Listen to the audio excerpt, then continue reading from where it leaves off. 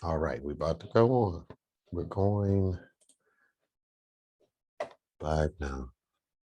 All right, we're about to go on. We're going. I thought I turned the volume down.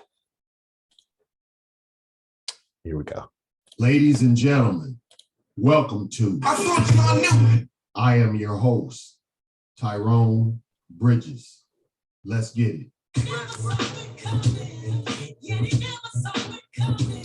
Welcome, welcome.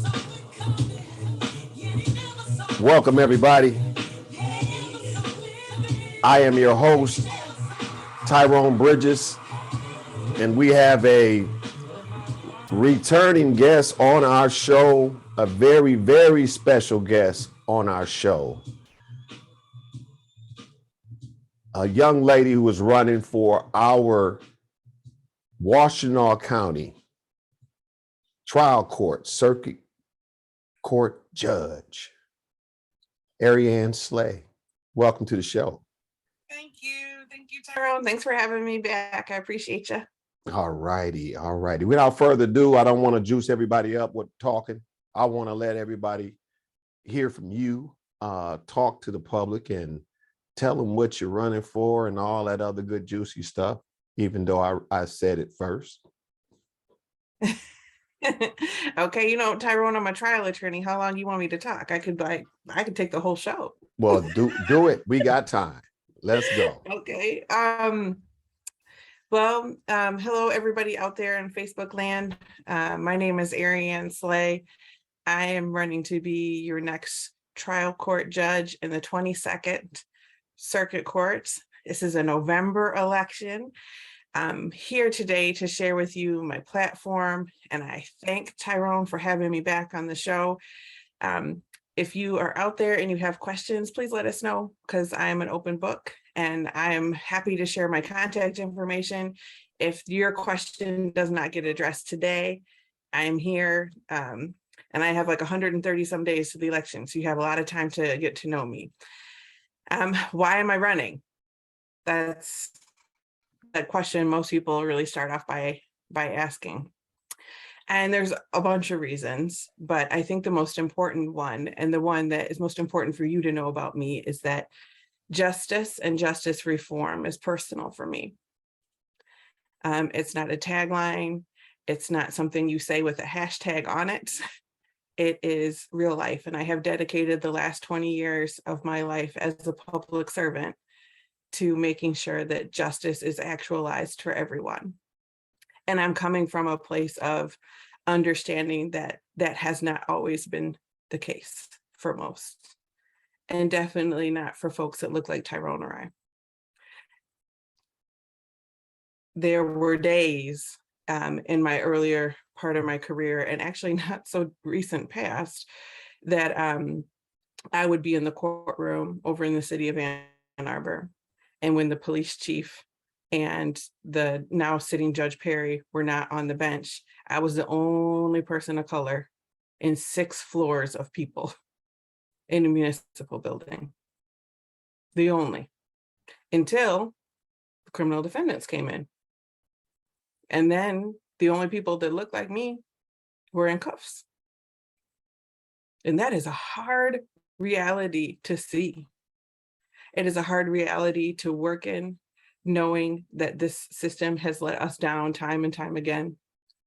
But I'm not just sitting here on the sidelines watching it go by. And that is the one thing that I will tell you, that I have this heart of a justice reformer, but I've turned it into action. Over the last 5 years, I've been a deputy city attorney for City of Ann Arbor. And I have brought programs that uplift us, that protect us, and that address the root causes of justice involvement. We do not just lock people up in the city. We actually try to have a plan and to help people not have a life that is worse off because they have become justice involved, whether it be as a victim or as a charged defendant. Great. So I can tell you, I started a diversion program where 80% of the cases that come into the city attorney's office, and in some months even higher than that, do not end in a criminal conviction. We provide services, we provide restorative justice, we provide healing, and then we send you along your way, and we hope we don't see you again in this capacity. And so far it is working. We don't have the return folks that we used to have on every docket. So that's been really great. And it's a fully funded program. So we're helping with substance abuse, mental health crises, housing, you name it, we're in there, we're in it with you. The second thing I've done, which is just recently actualized, is I got city council to fund a full deflection program. And that means, and wait for it, everybody, because this is about to get live. You don't have to get in trouble before we help you. That means we can take a referral from anyone in our community that says this person has got something going on that could lead to justice involvement. They're actively using drugs. They are in crisis for mental health.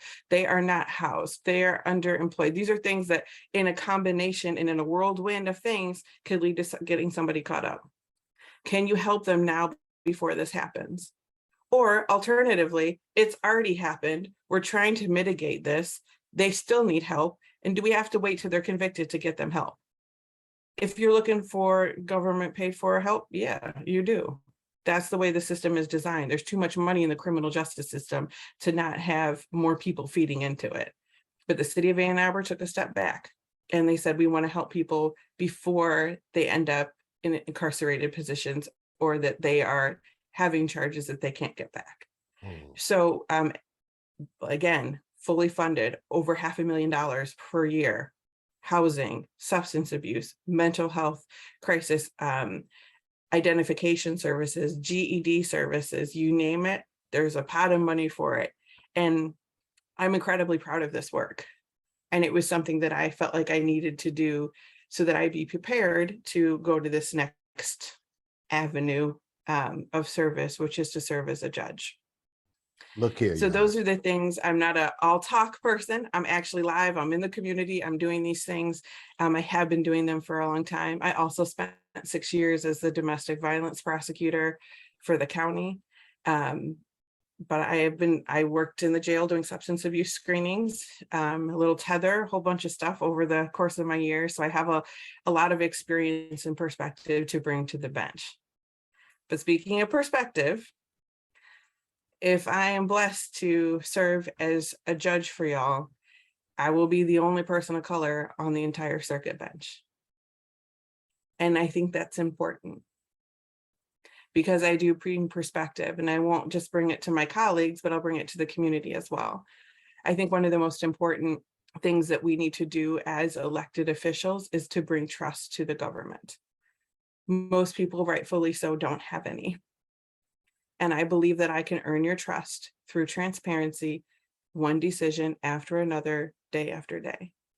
And when you go into that courtroom, you don't have to be like me, where the only person in the courtroom is in custody, especially for our Black folks, especially for our women coming in. It is important to see representation in all aspects of life. And I think when you are facing very life-changing, potentially life-altering experiences, there is some comfort and semblance in that for folks. I know there is for me. So I will have a courtroom where you are welcome, where you are heard, where you are listened to, and you are understood. So that's what I'm bringing to the service. And we can talk more about the fire and what brings me to this later, Tyrone, but I don't want to just be talking nonstop on your show. It's all good. You see, I'm proud right now because this is called proactive instead of reactive. I've always mentioned on this show, a lot of our public officials, elected officials, they need to get proactive instead of reactive. And you said you've been in the game for about 5 years making changes. So you've been making changes above what the changes are in the current county. You've been doing what you need to do at the city level. And you actually have put programs in play. So you actually have experience. So the experience that you bring is major. And Thank you. a reform warrior? Thank you, Tyrone. I'm really trying. Um, I feel that there's a lot of responsibility in public service. And part of it is to do better when we know better, and to be the voice of change, even when change isn't welcomed or wanted or expected. My granny used to say, change is, baby, right? And I love that about, because most people don't like change. And in the criminal justice system, if we don't change, then things will not change for our people. And we're way past that time. We were absolutely past that time. And Great. so if we don't make some drastic changes now, we're not going to find the elevation that we deserve. Excellent. In community engagement, when you are elected as judge, how would that play on your agenda to make Washtenaw County as a whole a better place? If that makes any sense to you. It does. It resonates with me in two different aspects. One thing Judge Kunke did last year, a year and a half ago, is that she went on a listening tour. And so she was like I think 4 different stops around the county. And I thought that was a beautiful practice, something that I would like to do. You know, you can't talk about pending cases, the rules prohibit that, but hearing from people, hearing what their concerns are, hearing what not, sometimes it's a complaint, sometimes it's praise, like, hey, we really liked what happened here. I think that's just as important to reinforce what our community really is looking for in the court system, and keeping that open line of communication. The second part of that, I think, is that our courts are the least transparent part of government service that there is. The Freedom of Information Act, FOIA, does not apply to the courts, so you just can't go get information. And I don't know, Tyrone, I know we are age equivalents here. There used to be a game that I played in the middle school. It was called Oregon Trail. Mm. And we had one computer in the library, and if you were lucky enough to like get use of it, and it was like a very old archaic computer system, it had a black screen, it had green writing, and like everything you had to hit like shift F4 to go forward. Old And Mac. it was a great game, old Mac computer, right? Mm-hmm. That is almost identical to the court system computers in our community. It looks just like that. You can't pull aggregate data. The data that you want to pull isn't readily available. You want to be able to find out how a judge sentences. You want to be able to find out if they sentence harder for certain types of crime, with certain races, with certain genders, with certain income levels. You want to be able to see all that. You can't hold a judge accountable if you don't know what they're doing. That's and right. I welcome the accountability. So our Chief Justice of the Supreme Court is Bridget McCormack. She lives in Washtenaw County, and she put forth this funding measure that says, state of Michigan, I'm going to need a lot of money, because I would like every single court in Michigan to have, 1, the same court system, 2, let it collect all this really important data, and 3, have it public facing, aggregating the data, meaning like taking out the names and stuff like that and putting it forward so that people can see what the heck our judges are actually doing. And I think that is a first good step towards building community trust, is letting them double check what we're doing. Yes. So I really appreciate that. I think that that is a first good step towards community engagement that we are making, and we've made a long time. And here's an additional, I want to say this is a subliminal plug to our Washtenaw County trial court judges and our district court judge candidates. Wouldn't it be nice if every judge in Washtenaw County had a connection with, or even a team of community members who want to help with inside the system, to help with the judge? the district court judges, and help us leap over many hurdles that we'll be going through trying to navigate things through the system, because a lot of things can be dealt with without charges. A lot of Yeah. things can be dealt with and pulled in social workers. It could also pull in community members who know things and who can get things done. That would be a beautiful thing in our court system, to have judges that could reach out to community members and have them there at their disposal and do great work in the communities. I hope, Tyrone, that there is a legacy that I leave at the city attorney's office, if I am blessed to go to the bench, that diversion program, that reaching out to the social workers, reaching out to community members, using the dispute resolution center, mediating our differences, is something that is long lasting. Because I feel when I talk to the folks who, instead of prosecuting them, I've sent them to the dispute resolution center or worked on a mediation with them myself, they all seem like they're more accepting of the outcome because they helped play a part in it. There's buy-in in it. They feel like there's a little restoration, a little healing in it, because they got to air out their differences in a safe spot. And I think in a lot of cases, it's a lot more appropriate. The nice thing is that the people who have been through that part of the program, we haven't seen them back in the justice system. So, I mean, there are certainly things that I believe need to be prosecuted, and that for public safety, you need to go there, right? Right. But there are some things that probably don't need to be there. And I really hope that I'm leaving behind a blueprint for other municipalities to take up this work. And here's the best part. I know everyone's like, well, how are we paying for it? This is what our tax money is being paid for. This is Ann Arbor. We have something that more than anybody else has. Hold on. Marijuana excise tax rebates. Our jurisdiction sells pot, and we get a rebate from the state of Michigan, and the state of Michigan uses, gives us a chunk of money every year, and that's what we're using to fund these programs. So this is not coming from your tax base. This is coming from the sale of marijuana in the city. Do y'all hear that? See, on the show, on my previous guests, I spoke about the marijuana dispensaries within the city of Ypsilanti.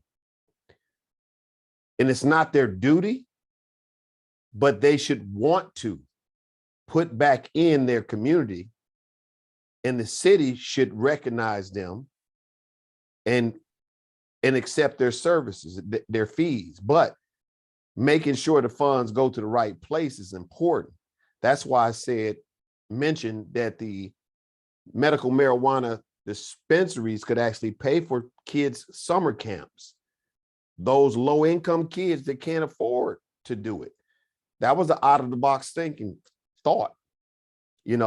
Yeah. A lot of our public folk that our courts see, a lot of them come through there not because they want to. A lot of them come through there because of they wounded. Yeah. They're in an area or in a position or in a situation that makes their small situation look huge to them, and they get overwhelmed. Most people run to the bottle. Most people run to drugs. Most people run to crime. Some people suffer from depression. That court system, that judge seat that you are running for, is so very important, because we need someone on that bench that understands those elements. And from someone of color, such as myself, I always point myself out, because majority of the time you will see us in the court system and we are always looked down upon or down on in the communities. We're not given greater opportunities like other folk. We need that type of judge on the bench. We need someone who has the experience and know from which they had came from, and know the pains that the families feel. You're gonna have to read those stories. And some of those stories ain't just clean cut dry. I mean, you got to make that ultimate decision, that final decision before that person goes to either prison or have probation.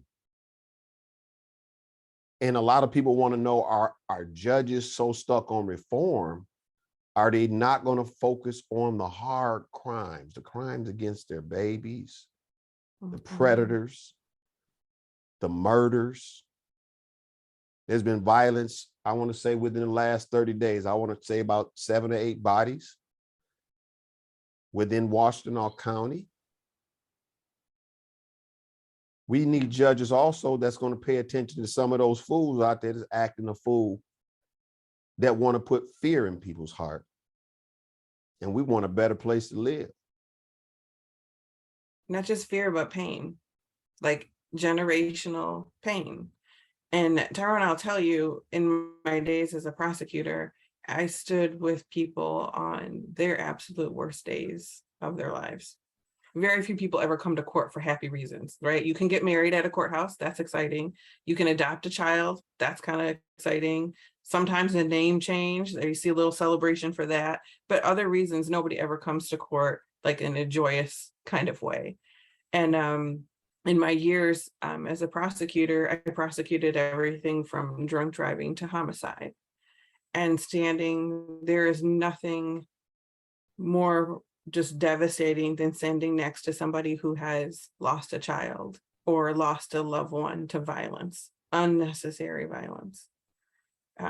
I think I will tell you a story about one of my first homicides that I ever worked. And it was a woman who, she had kids in her 20s, and they were there to give the victim impact statement. And I thought I was going to feel a certain kind of way, right? Because I have this conviction. It was proven that this guy did what was alleged. He actually confessed to it, testified to it. Yeah, I did it.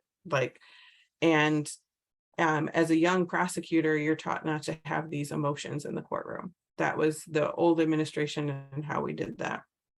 So we're standing listening to the victim impact statement, and the sobbing in the courtroom is just unimaginable. And I couldn't dare look back and look behind me, because I just didn't want to see it, because I knew that it would break my heart too. And I can't be up there crying. Like, I have a job to do.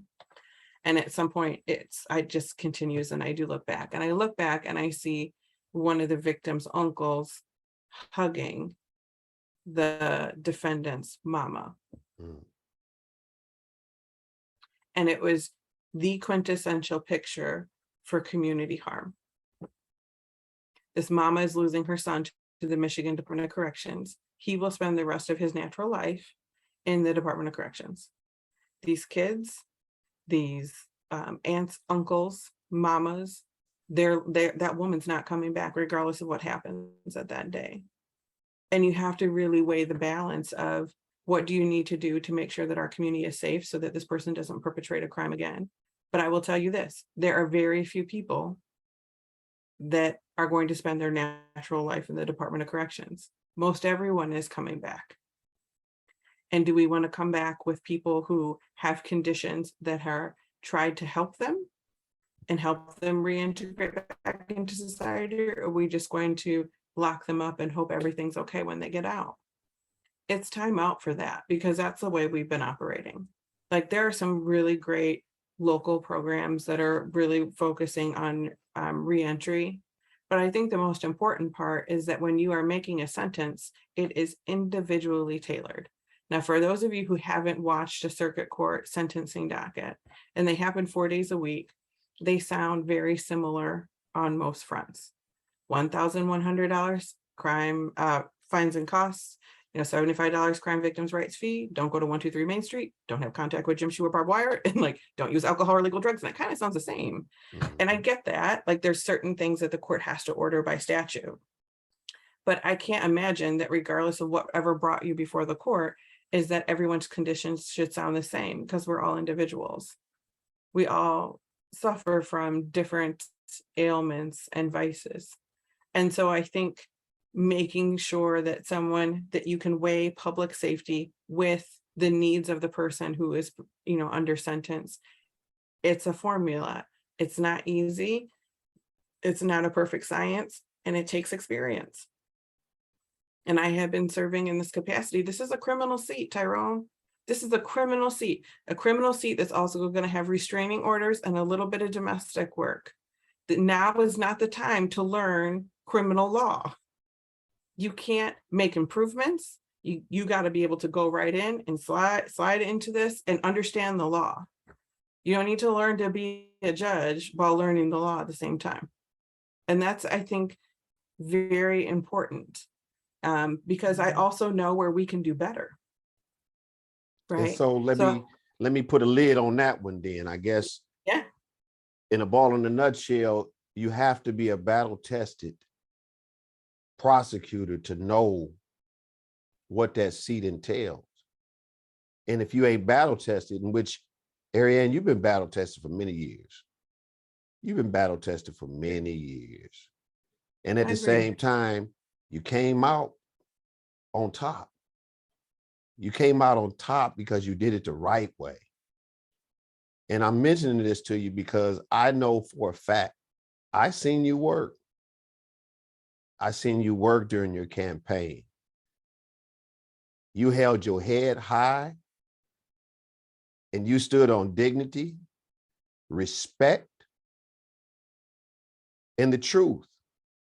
Experience matters. When you out there dealing with folks' lives,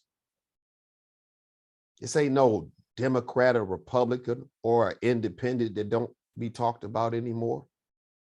This is about a human. absolutely. And when you're doing something like this, you have to have that heart. You have to have that experience. And no, you can't learn on the fly. This is a precious moment when you're sitting at the seat of the circuit court judge and you're sending people away.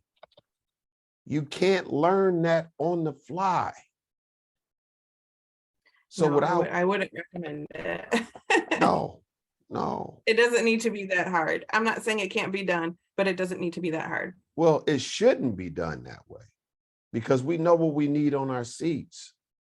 Everybody, we know what's going on in our streets in Washtenaw County. One side is growing and the other side is falling. Yeah. But it should take all leadership coming together, and we should have judges on the seat that understands the people that they serve and experienced. Well, thank you. I don't have a personality of like a sideline person, I guess, to kind of watch, and there are times to listen, certainly. There's times to get on and get after it.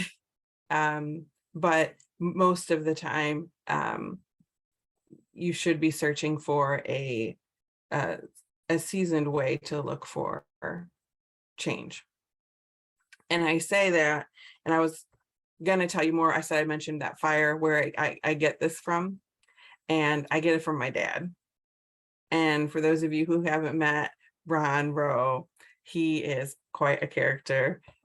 He's a fantastic guy on many levels, but he told me that if you want to make change and you want to be there for your community, that you have to go into the hornet's nest, even if you're not welcome, even if you're not wanted. And if you stay there long enough, you can make inroads and safe passage for others. And I believe that in terms of mentoring new up and coming attorneys, I believe that from going into police training, which is something that I do, right? Going into a place where they're not trying to hear from me at all, and I'm making sure that they do right and to hold them accountable, I'm going to do it. My dad, and this is interesting, my dad was a police officer. I don't know if you know that, Tyrone. Early on in his years, he was a police officer, but we were also kids, my sister Abigail and I, who knew the 10 Commandments when we were young of the Black Panther Party. right? So he wasn't your everyday police officer. He was the first Black officer at his department. He was the first Black command officer in the state of Indiana. But he talked very poorly about his profession overall. And I used to ask him, like, if you dislike it so much, like, why do you do it? You should get a different job. And my Uncle Bobby at the time, he used to drive for Greyhound. And so I was like, you should go work with Uncle Bobby. Like, he loves his job. He gets to travel. He does all this stuff. And he was like, no, baby, I have to be here. And I never understood that until I was about 19. And he's from the lowlands of Kentucky. And my dad shared that as a young person, he lost his dad to a lynching. And he and his brother Bobby, in an effort to make sure that they were safe, left the lowlands. They didn't return for decades. My dad signed up for the Army, and that was his way of having a place to go. And after that, Tyrone, when he came out of the Army in the late 60s, early 70s, he decided to be a police officer. And I was like, why would you do that? And he said, baby, it wasn't the Klan per se that murdered Bob Moe, your granddaddy. It was the police. To this day, his death certificate reads he has a self-inflicted gunshot wound, but he had over 48 holes in him. Wow. And he said, I was always going to be there because we didn't have anyone to go to. The police are supposed to be the ones you go to for help. When something horrible, horrible happens, they're the ones who are supposed to be there to protect you. And they weren't. And I could be that for somebody who needed an inroad in and who actually needed the help. I was going to be there. And he was an amazing resource in that community for 20 years. And he retired in the mid 80s, and I think December of 85. He started another career and moved us up here to Ann Arbor. But I feel like I have his spirit. You know, why would anyone want to be a prosecutor, much less a Black woman? Knowing all the atrocities that prosecutors have in our community. Well, you can be a little bit of a gatekeeper too. Yes, you can. You can, even the cases that are in your wheelhouse, no matter how many few they are, this couple hundred, you know that this few hundred that are coming into your office, you are going to do right by people. You're not only going to be the best prosecutor for them, you're going to be the best defense attorney, and you're going to be the public servant who's actually looking out for our community. And it was hard for me to leave 5 years ago to the prosecutor's office because I was really afraid of, like, if I'm not watching these cases, who's going to do it? Right. But I did, and I'm very grateful that I've had this opportunity at the city, because what I have been able to show is that these justice reforms that a lot of people have been talking about the last couple of years, they actually work. And if we are meeting people at the most basic level with the needs that they have, they're less likely to end up in these situations where there's more serious and more violent crime. This is true. I'm not saying it's a cure-all. I'm not saying it's going to stop violent crime. I do not believe that at all. But less to any degree is better. Right. Less harm, less distrust, less pain, that only elevates the community. And so I still stand by those programs. I still believe that they are going to be good, and over time they will reduce crime in general in our community. And that's when we start to see that, Tyrone, that's when we'll start to see some generational healing. If we can combine that with trust of the legal system, which I know seems unimaginable for so many people right now, but I'm not giving up hope. I'm not giving up hope that one day, and it might not be in my lifetime, or right, it might maybe in my kids, but one time that there will be just, and we'll actually have just in our justice system. It'll be just for everyone. That's right. We need it. So it's got to start someplace. We need it. The collective brains need to come together and do some out of the box thinking and out of the box acting. And Yeah, collective hearts too, though. yeah, collective hearts, exactly. And Yeah. the thing right now that you need most to help your campaign is votes. So Yeah. we want the people to know how to contact you. We put her website on our Zoom information, and right at the top of the Zoom box, you see her website, slayforjudge.org, slayforjudge.org. And talk to the people and let them know what you need most right now for them to do besides vote and help your campaign. Maybe even host a campaign party or a yard party for you, to get some voters together. And Thank you. I would love that. So what is going to, I think, be successful in this election and to help like bring it home is word of mouth. So there's a couple of different things you can do. If you are not following Arianne Slay for Judge on Facebook, please do so. You'll find out about all the events that we have, and opportunities to volunteer. We are walking in parades. We are knocking doors. We are going to expungement fairs. We're everywhere. So if it's something that you're interested in and you want to be out in the community, we'd love to hear from you. There's also an opportunity for you to host your own Zoom. So we will do all the heavy lifting. We have the Zoom account. All we need are email addresses, and then we'll make a flyer for you. You can send it to your friends and family and neighbors, and we can host a 40-minute Zoom or longer, however long you want to do, but usually they're about 45 minutes, where I get to explain what I'm planning on doing as a judge, ask for help, and people have the opportunity to ask questions. The other thing that you can do, we also do phone banking. So we call people and let them know that, we'd like you to consider Arianne for judge. Tons of ways to volunteer. If you are so inclined and you want to have a meet and greet in your front yard, and you just invite over the people who you normally have a meet and greet with on Fridays, and I can stop by for a couple of minutes and meet your neighbors. Also, the last thing I would say is, if you're interested in hosting a yard sign, and if you go to slayforjudge.com or you go to the Facebook account, you can send us a message, and we will deliver a yard sign to your house.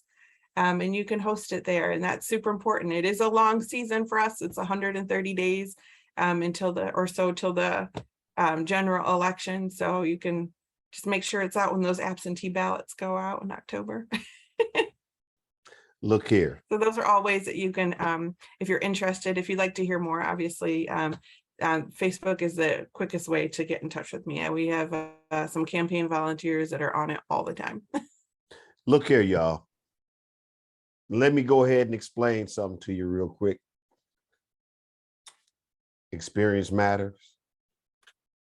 Y'all hear what Arianne brings to the bench. Early voting. Y'all feel you need to vote early. Y'all know how to vote. Vote the right way. Vote the experience. That's the change that we're going to get on the bench.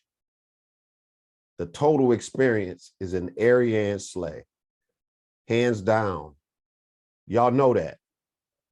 She's been there. She's battle tested. Look at the website. Get you some yard signs, because I'm going to go get some if I have to come tiptoe burgle around our house and grab some. So I have to have some, because I am not, I can't support no inexperienced candidate, no inexperienced judge. And also, if you've been battle tested and you didn't came through this show and we didn't tested the temperature and everything, and we already know about you, we gonna support you too. But we need everybody that's watching this show. Go back and watch the other candidate and watch this show. That's why I stayed silent. I wanted to hear her talk. She got the experience. It's not rocket science. It's not rocket science, y'all. We need experience. We need somebody who has the heart for the job. And somebody's very educated on day one. You can't have a judge on the bench reading the manual. Don't work like that. Don't work like that. You got to be prepared, literally qualified on all angles, and know what you're doing. I talk a lot, but I intended to, because I want y'all to vote Arianne Slay for circuit court judge. I do. I asked y'all the last time. We got two beautiful judges on the bench before. Arianne Washington and also Tracy Vandenberg. Two beautiful judges. We got to get our judges on the bench that's going to serve us well. And Arianne, I'll let you have the last say, because I know I'm long-winded and I know you're busy. You have a family to attend to, and you have some more campaigning to do. Oh, well, thank you. Tyrone, thanks for having me back. I appreciate it. I hope we can continue our conversations. I hope that we can see each other in the near future and that you're going to be there at that investiture. I thank you for your support. Everyone out there in Facebook land, now is not the time to be shy about questions. And regardless of which way you vote, voting is something that for so many of us, our ancestors died for, our parents died for, our grandparents.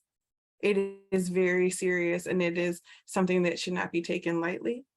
And you should be a prepared and educated voter. So take the time to study your ballot up and down. I'm going to be at the very bottom in the nonpartisan section. So don't get tired and like give up on your ballot. Got to go all the way down to the bottom to find that nonpartisan section. So I am asking for your vote. I'm asking for your support. And I'm asking for your prayer. Tyrone said that I'm battle tested. It is true, but that does not make this process any easier. It is not easy for any candidate, and especially not easy for candidates of color right here in Washtenaw County. So please be a fence for me if you can, and I will take your prayers of protection. But I appreciate you so much, Tyrone. Thanks again for having me. Let me tell you, our show have been praying for you since the very first time you came on our show. Thank you. And I know what type of God we serve. And for those preachers that back the prayer, and all those believers and all those viewers and listeners that back the prayer, thank you. But we knew she was coming back. We knew she needed a position to do greater good. This is the position. This is that baton that God is passing to her, y'all. Look here, she's battle tested. She's ready. Let's get her in office. Thanks, Tyrone. Appreciate you. All right, Arianne. Thank you. And all right, tell the family hi. And I will. Campaigning. Vote Arianne Slay, y'all. Good night. Peace.